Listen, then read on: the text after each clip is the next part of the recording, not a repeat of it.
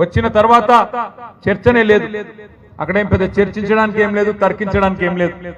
చెన్నూరు మున్సిపాలిటీలో కాంగ్రెస్ కు మెజారిటీ వచ్చింది, వాళ్ళు చైర్మన్ అయినారు.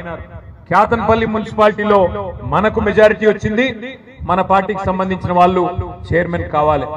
కానీ ఒక్క మున్సిపాలిటీ కోసం, ఒక్క మున్సిపాలిటీకి, ముఖ్యంగా మంత్రి గారి నియోజకవర్గం కాబట్టి, మంత్రి వివేక్ గారి నియోజకవర్గం కాబట్టి, ఆయన అహం దెబ్బతిన్నది కాబట్టి ఆయన మొత్తం ఇందిరమ్మ రాజ్యాన్ని తలపించే విధంగా, ఇందిరమ్మ రాజ్యం అంటే ఆనాటి ఎమర్జెన్సీ రోజులను తలపించే విధంగా, ఏదో పక్క దేశం మీదకి యుద్ధానికి పోయినట్టు సైనికుల కవాతు నిర్వహించినట్టు క్యాతనపల్లిలో మరి పెద్ద ఎత్తున దాదాపు 1000 మంది పోలీసులను పెట్టి, ఆనాడు మా కోవాలక్ష్మి గారు ఇన్ఛార్జ్ ఉండే, తమ్ముడు సుమన్ అక్కడనే ఉండే, వాళ్ళ ఇంటి ముంగట్టుకెళ్లే కౌన్సిలర్లను భయభ్రాంతులకు గురి చేస్తూ 1000 మంది పోలీసులతో కవాతు నిర్వహించినారు.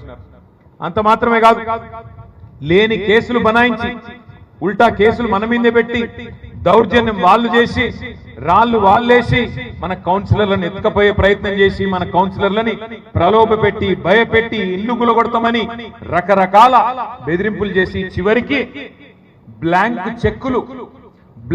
చెక్కులు కూడా రాసిచ్చి, ఇగో బ్లాంక్ చెక్ ఇస్తున్నాం తీసుకో అంటే, ఎవడికి కావాలి నీ బోడి పైసలు అని చెప్పి వాళ్ళ ముఖాననే పైసలు కొట్టి ఇవాళ ప్రజాస్వామ్యాన్ని గెలిపించే విధంగా వ్యవహారం చేసిన మన కౌన్సిలర్లందరికీ నేను హృదయపూర్వకంగా సల్యూట్ చేస్తా ఉన్నా.